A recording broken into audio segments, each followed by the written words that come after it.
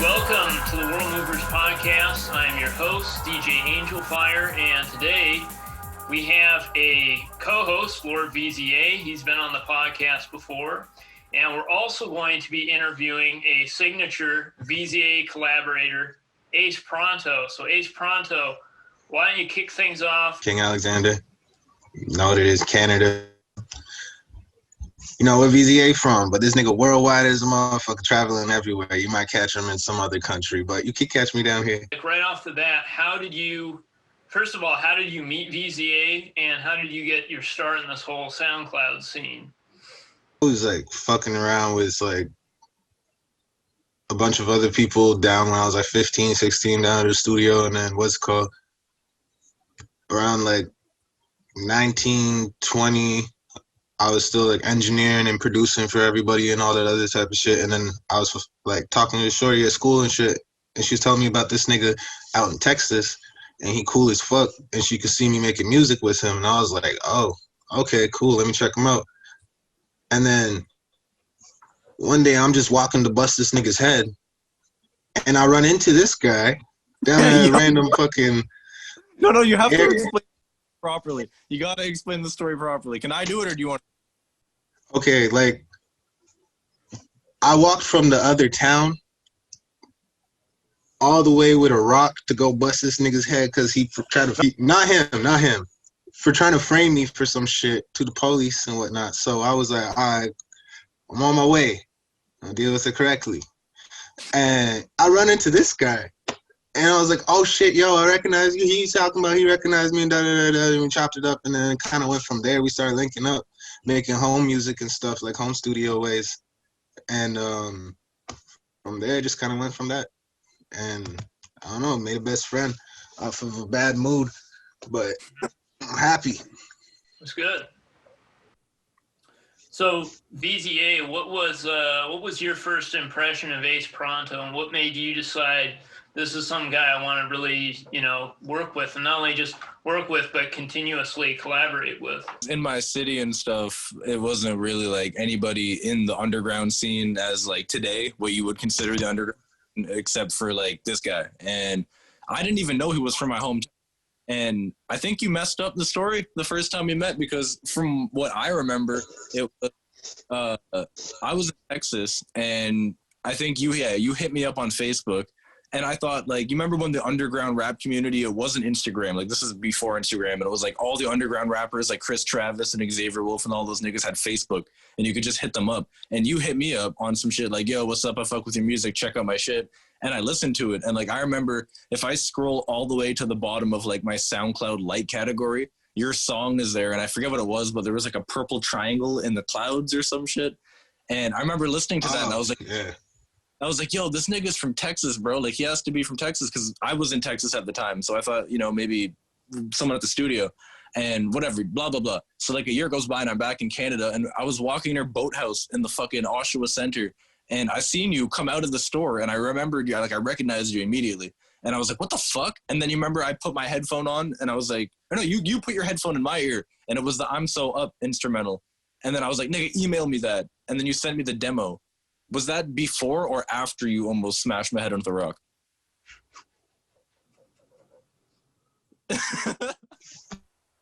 I do remember this, and I do not remember if this is before or after. Either, like, I think it was before. I think that's actually how I met you. That is how I met you, because it wasn't like on some like. Yeah, because you hollered at me like that. I was like, what? Who the fuck are you? And then I was like, I remembered your picture of you like crouching on the parking lot at like downtown Oshawa when you were wearing like that fucking jacket with the brown leather shoulder things, and it was like a blue fucking fur and shit on the neck. Yeah, and you had put up and shit. I was like, yo, I recognize that nigga from fucking Facebook. I was like, why is there a nigga like this in Oshawa right now? Nah, but it actually turned out a very good situation. So, like, you know, I'm not like a very problematic person like that. So I don't want to put that type of image out there. I'm like just somebody who is like adamant on respect. Mm-hmm. And you respect me, I respect you. Don't lie to me, I won't lie to you. So, but on a different vibe, yeah, music wise, me and this nigga done did a lot. Like we are coming out soon and whatnot. VZA versus AcePronto Part 2. Yes. So how did you, what made you as a kid like want to get into like music and especially like the rap scene? And what was your whole kind of like introduction to this whole internet rap scene? I used to play guitar. I didn't like rap music and shit, but I heard like fucking these Kanye beats, and that shit just like was damn. Like I used to hear a lot of Jay-Z, but I wasn't huge on it and shit. But Kanye done changed that shit for me. And then it was like when I was like 15, moved into the studio or some shit, and then started making beats and whatnot. So I was making beats and engineering the music for like I don't know, like 6 people and shit. It was a lot. It was a lot at the time and whatnot. And then I don't know, I'd go to school and whatnot, be into fucking like music. I always just love instruments. I don't know.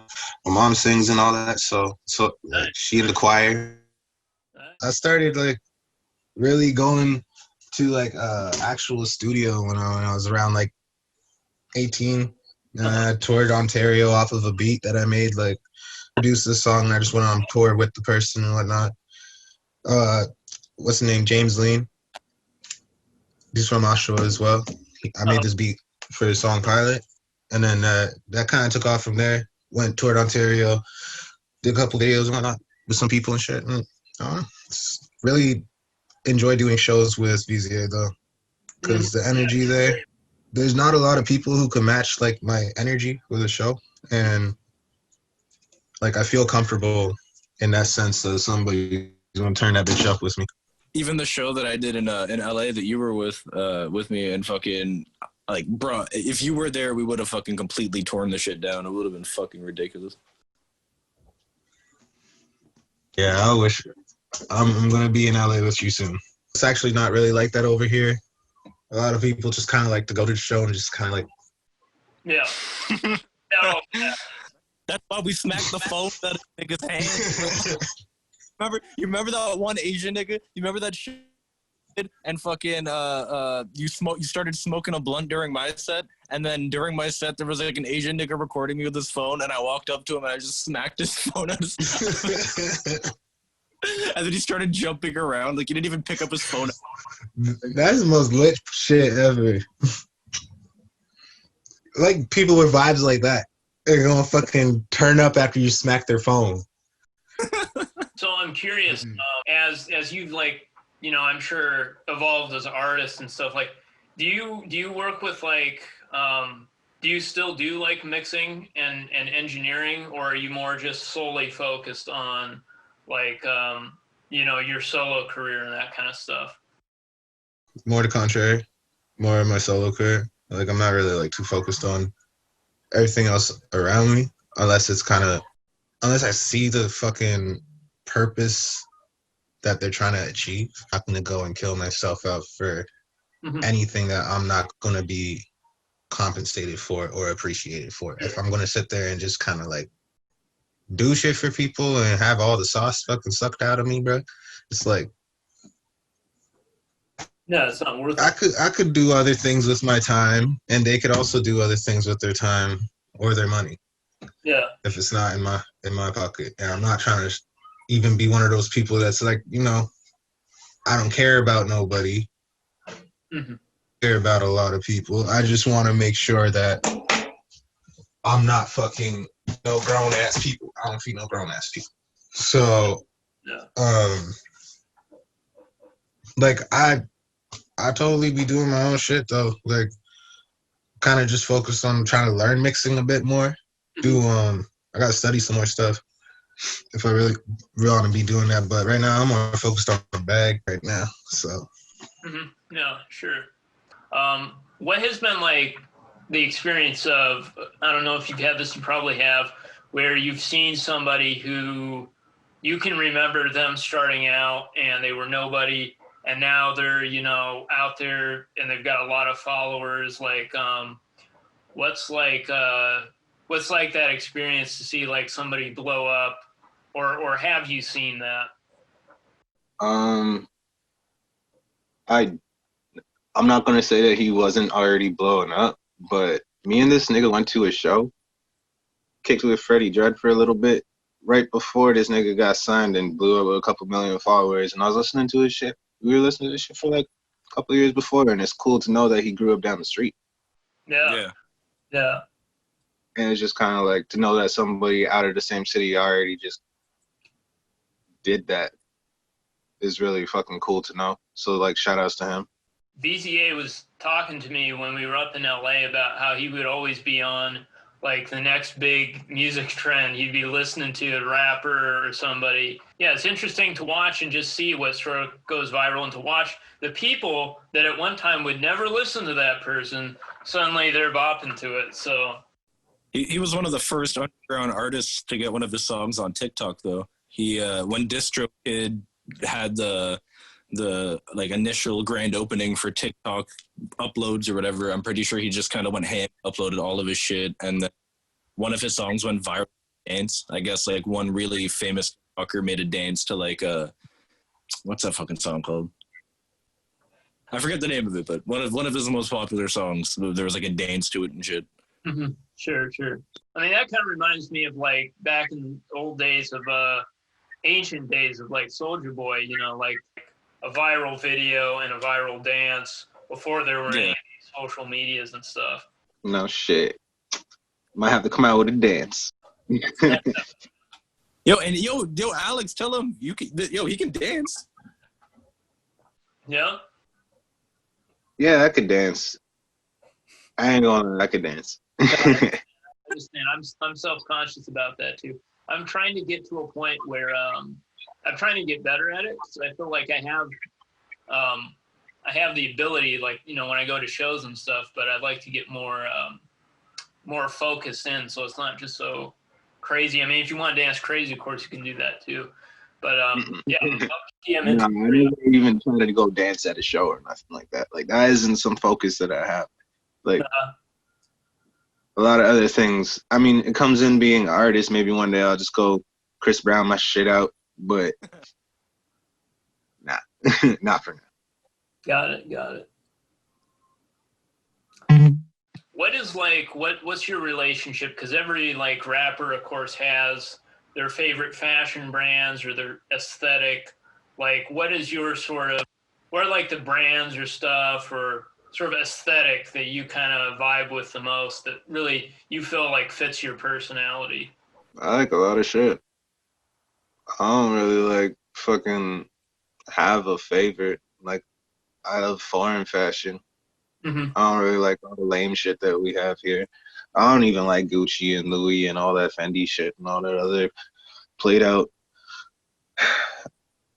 I got 10 bands from flipping my pack, nigga swag. Like, I'm alright. Rock with some different shit. When I go over to I'm gonna go to Paris, and then I'm gonna go shopping, and then I'm gonna answer that question to you again. Right. Yeah, I feel like the aesthetic for me has definitely been like more towards vintage stuff, and especially like more obscure fashion trends from like the 90s and 80s. There's this one Japanese brand called Photos, and they made like early tech wear in the 90s, and their stuff is really cool, but it's almost impossible to find, and it's expensive as fuck.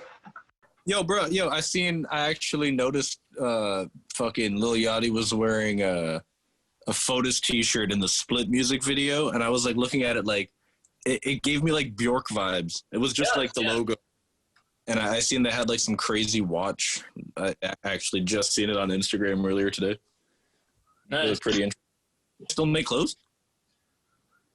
I actually have no idea, to be honest. I mean, I feel like they're probably still around, but I'd be willing to bet you what he had.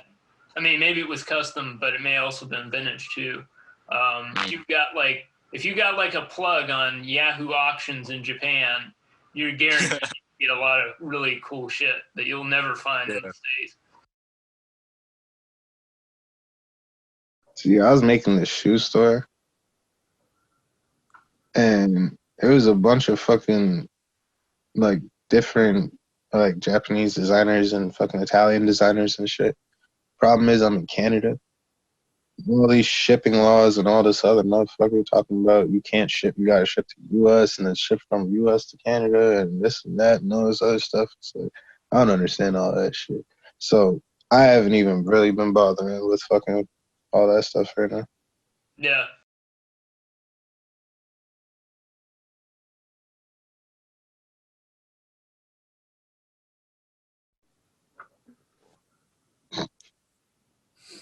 Bring me back some. Yeah. Have to get a pilot's license first, but I'm sure that would be easy. I have a pilot if you got the money. Yeah, exactly. Yo, shout out Dion. Dion. Yo, no matter what you say, I'll always remember him as the nigga that told me X died, bro. It's like I knew him and like he like lived like with Alex at one point, and at that time that was where me and Alex recorded. It was at his crib. So I remember one day I was like in the city and I was coming back into town to come and fucking record with him, and like I'm stoked as shit. I was on the train writing, like I'm ready to make some music, and like I get to the house and I knock on the door and this nigga never answers the door. One thing about AcePronto is this dude does not answer the door. Like, bro, I got to the point where rocks at his window at one point to get his attention. I always got headphones on. I was always working. Yeah, nigga, you would answer the door with a silk do-rag and a fucking bathrobe, like head ass. I knock on the door and Dion answers the door and he's like, "Yo, did you hear about X?" And I'm like, "No, did he finally like drop a music video or some shit?" And he's like, "He died." Nigga, what? Yo, like after we found out, I think what was it, like 3 days later, and then me and you did the what was it again? The remembrance show, like the memorial show for X. Yeah. Yeah, it was like 3 days after he passed away or some shit. Yeah, that was a fucked up moment. Yeah. That was like Tupac dying for a lot of people. That was like somebody who actually had an idea of what they wanted to do. And it sucks when you lose people. I mean, like Mac Miller and shit. Yeah. That sucks. Juice WRLD died. I mean, Yeah. it would have been better if he cleaned up his shit, though. I wish that he got a chance to clean up his shit. No. That was such a shock to me because Juice WRLD was what, like 20-something? I mean, I don't remember exactly. It was like 20, 21. And I think it was yeah. I'd like the way he died, okay, I mean, I guess it's to be expected, but like so many people abuse their bodies in all sorts of ways, do all sorts of horrible shit, and somehow they're still, up and kicking. So it's just. I was fucking my body up a lot, making a lot of music and shit, but I mean, it doesn't make sense if you're fucking unhealthy and not gonna live a long life. I mean, I feel good after fucking like 15 minutes of meditating and shit. But that's the whole nother motherfucker right there. Go for a run, meditate, drink some water. Yeah, dude. I've been trying to, hydrate more, especially with some of my health issues. Definitely anytime, really, but especially right now with just the state of the world and everything that's going on. No, this shit crazy, bro. With all this corona and shit. Both my parents got infected already. And they're both still alive, thank God. People need to stop tripping like they can't fucking go cure themselves or like actually have a chance in life. They sitting here thinking that they did because fucking doctors told them so. My nigga, go pick up some ginger. Go pick up some fucking lemongrass tea. Go pick up some lemon. What's wrong with you? There's certain ways to just go fix up yourself and just heal yourself. People need to realize that natural herbs, them and all them things actually help you and all that. But you have to be, people know that, you know, like pharmacies be the big drug dealer. So they're going to keep telling you that there ain't no way you can fucking heal yourself. What's your guys' situation like? You guys on lockdown right now? So we're not on lockdown, but we have a mandatory mask law. So like anybody who goes in a store, whatever, has to wear a mask. And, you know, I think it's worked in large degree. It's not going to stop it, you know, but it at least slows the spread and gives the relief to hospitals right now who are really just pushed to the limit, fighting this. Were either your parents, did they have to go to the ICU or anything, or were they able to, you know, recover? Yeah, isolation and fucking took care of themselves. That's good. Like, natural remedies and shit like that. And they're both old and have bad health conditions and stuff. So, like, I was really terrified. My mom told me that she felt like she was about to die. Like, she thought she was going to die, so. Oftentimes they say with COVID, when it gets to its worst point, it really feels like you are going to die. And so you just never know with this stuff, man. I mean, I know a guy who's in his 60s, 50s, sorry. And he got it and he did survive it, but boy, he was out for a long time. So, after effects. Yeah, I don't know exactly. I know that, you know, he does have some health conditions, which probably would make it worse, but, yeah, he was fighting it for quite a while. Thankfully his daughter and his wife, they were mild symptoms, so you just never know how this stuff is going to hit. Yo, the new Borat movie just came out, and I highly suggest both of y'all watch it because it has a lot to do with COVID-19, and it's a lot. I just watched it a couple hours ago. I was about to watch it, but then after I heard it had a lot to do with Trump. Oh no, it's good. If you're not on Team Trump, you're gonna have a great time watching this movie. I was surprised. I don't think it has as many heavy hitters as the first one, but like you know when you talk about a movie like Borat, you're like, oh, they couldn't make anything like that nowadays because people are too sensitive. They did it. They did not give a fuck. They really don't care. If we had in the United States a full lockdown across the country, I mean, it wouldn't have been easy, of course not, but it would have prevented a lot of the stuff we're seeing now with COVID and just. Y'all need to get your shit together. And I'm going to say that to all of America. I hope all of America can hear this. Get y'all shit together. For real. Put the fucking mask on. Cleanse your hands. You're killing your kids. If you're ever out here and you come to my store, beware with buying Cheetos or Doritos, because the guy who stocks those, he does not wash his hands, man. Alex, I'm gonna die, dog. Yeah. For 2 years straight, me and this nigga hung out at least like 3 times a week, and like I don't think that I ever ate anything other than Doritos or a pizza pocket, bro. Even when I was in LA, what did I eat? Did I only eat fucking frozen burritos? All I ate in America was burritos. This nigga said, "Yo, I'm gonna cook tonight." The man put noodles on a pot. What the fuck? Not right. My skills are, well, you know what? And I have to thank you for this, giving me the pesto idea. Best idea. Yeah, I've been surviving off that, dude. For real. That's what I'm telling you, bro. Yo, North America, y'all don't eat pesto. Yo, I swear to God, like I've never had something so good hidden from me other than Bjork. I swear to God, like nobody's just like, yo, Alex, have you ever had pasta with pesto? One time. No. For dinner, if you want to impress Alicia, my guy, go grab some noodles or pasta, whip it up, and then just put pesto into the noodles. No. Don't tell them where it came from. Just, oh yeah, it's my sauce. All right. All right, send me your recipe or some shit, because you know I'm about to fuck. You don't do one. It's just noodles, and you put the whole jar, not the whole jar, unless you're like experienced, but just put the pesto on the noodles.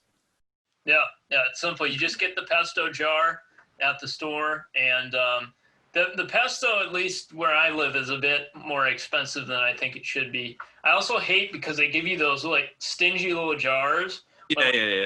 Pasta sauce are huge. There's no reason those jars have to be that small. I refuse to believe that. Like, they could make big ones. One of these days, I'm just gonna find, like, I'm gonna go to Costco, right? Because Costco, everything's bigger anyway. To get myself like a giant, extra large jar of pesto. Wait, is it that good? What? Is it really that good? Bro, it's the best thing ever. It's just like it's basil. It's just basil and olive oil and seasoning. That's it. But it's not different over here. Really small ones in Europe too. Like, you can't get big ones. There must be some conspiracy. They must be like intentionally hiding it from us or something. For real. I know that you guys probably have better food everywhere that you are than what we got here. All my grocery stores got shitty fucking food. Yo, be careful, bro. We don't even got Subway, nigga. Like, at least you got Subway. No. Fast food's cool. We got Wendy's. We got McDonald's. Everybody got McDonald's. But we got Tim Hortons. Anybody got drive-through coffee, do you? Yo, did either of you get McDonald's Burger? Oh, no, I didn't. I was making memes about it, though. I didn't try it. I heard it's basically the same as, like, another McDonald's burger. I've been on the McDonald's, like, I've been trying to purge my system of all fast food, but I did hear about it. Did not try it. Is it good? I don't know. I hear it just tastes like an ordinary McDonald's burger, to be honest with you. A quarter pounder with barbecue sauce. That's what I heard, instead of ketchup. Gotcha, because he's from Texas. Yes, sir. I need to go to America, get shit popping. Yeah. I don't know if I'm even supposed to talk about like something that I'm supposed to be going to go do. So I don't know if I could talk about it, but you should see me in some type of magazine, some type of shit. Something, some billboard, some motherfucker somewhere. You gonna see my motherfucking face. I will be in America. Come link up with you. I just might Tory Lane's the bitch. See me in every state, hanging off of a roof in your fucking vicinity. Got it. Like, I don't know. This nigga gotta fucking show me around America. Like, what states were you in again, Viz? Me? Oh, fuck, man. New York, New Jersey, Atlanta, Texas, Tennessee, LA. I know the rats are big as fuck in New York. The what? The rats. Nigga, I think they're the biggest there. I'm pretty sure Tekashi pretty much fucking solidified that statement in Earth. I was in New York like a couple years ago, and then I seen this big ass rat. She was like size of my fucking torso. That's crazy. And it was just fat. Tekashi came out and he took the record. So I don't know. Wasn't that when you went with Mex? When you went to Toronto with Mex? Or New York with Mex? I didn't go with him. Oh. I remember you telling me the story of it, though, when we were in the studio with Mex. I haven't been able to go to New York for a couple of years. I can't go to the States. But that's in process. That's why I'm saying I got to get some shit together as well. Gotcha. But what's in process, it's going to be big. So, what else? What's popping on your list? Well, I think we kind of talked about, your origin, your, sort of interests and artists. I guess my question would be like, and I guess we already sort of talked about this, but, just other people that you feel have been instrumental in helping you, or people just in general you think deserve more credit for the stuff they do within the greater SoundCloud music scene? Yeah, nah. This nigga WRLD for sure definitely has been around since the beginning of fucking SoundCloud. So have I don't like what happened with Lil Wap. Quiet Mercenary. Oh, Quiet. Fucking Joey Gallows. Fucking Lucci Mane. When was the last time you talked to Lucci Mane? A little bit, actually. I haven't talked to him in a bit. Huh. I know him and Nick are working a lot right now. Nick, too. Yes, Nick. Did you see that art I just made for him? Yeah, I did. I seen that shit. Yeah. It was fucking cool. 420 click. So that's a list of people. Yeah, man. But I deleted a lot of shit off of SoundCloud. But there is some projects up there. And just in sake of this, just for this, I will drop a song. All right. I retired last year. Got it. Just like I really didn't want to focus on music. There's a lot of fucking ulterior things inside of life that you should be taking care of. And a lot of people don't fucking do that. And then they be running around, they be looking dead as shit, and they be feeling dead as shit. Mm-hmm. And then they end up dead as shit. Because it's just not time yet. And time is a whole nother thing. Because time isn't even fucking real. So why am I going to sit here and feel like I have to please other people if I haven't taken care of my soul or some shit? Like, you don't need to focus. Like, I don't sell my soul for nobody.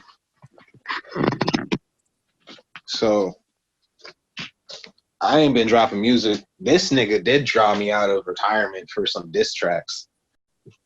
I don't know if you've seen those ones, but we went back and forth a bit. Yo, what was it?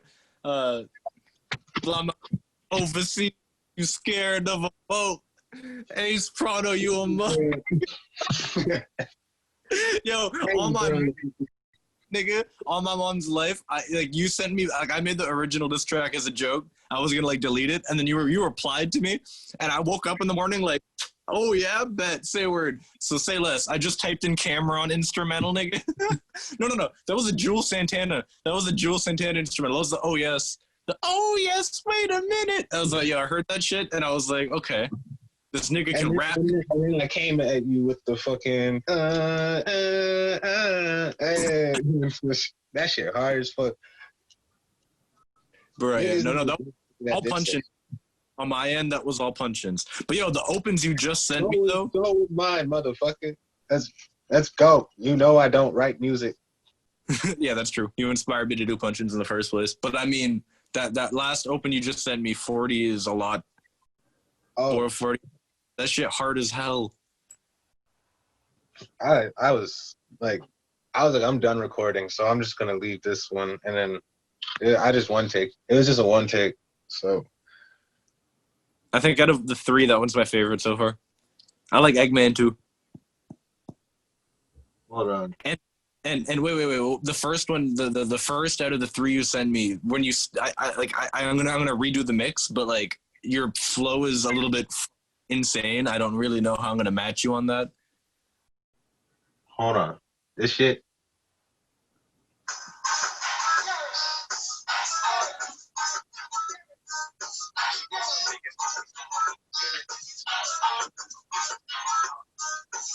Hey. Yeah, that one's too much, bro. I don't know how I'm gonna have to do punch-ins for that for sure. All right, finish it, and then we'll drop it tomorrow. All right. Well, I think we've covered a lot of ground.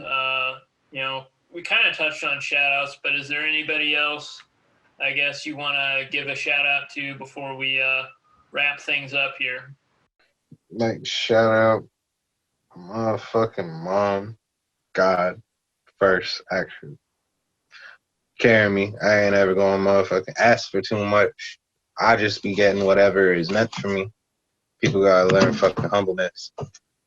I like to shout out Nizma Amazing. You should check them out. Like, on God, if you wanted Lil Wayne, but he was actually a gangster. I mean, a nigga who could rap on nonstop and get you with the fucking whole song in one take and be a better song than you wrote. Check Nizma amazing. Yo, no, that dude is actually amazing, bro. That dude is actually fucking amazing, and I honestly hope that dude. On God. You wanted to see me dancing or some shit. Like, I was supposed to show up to his video to dance, actually, but I didn't end up showing up. I had some shit to take care of. Like, he just dropped a new video, actually.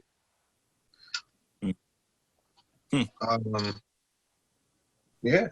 All right. Well, Shout out to you too, bro. I mean, good looking out, coming through for the interview and everything. Yeah. All right. Well, guys, it's been fun. It's another World Movers interview, and we look forward to seeing you guys all sometime in the future. All right. See ya. Absolutely. Peace out, DJ.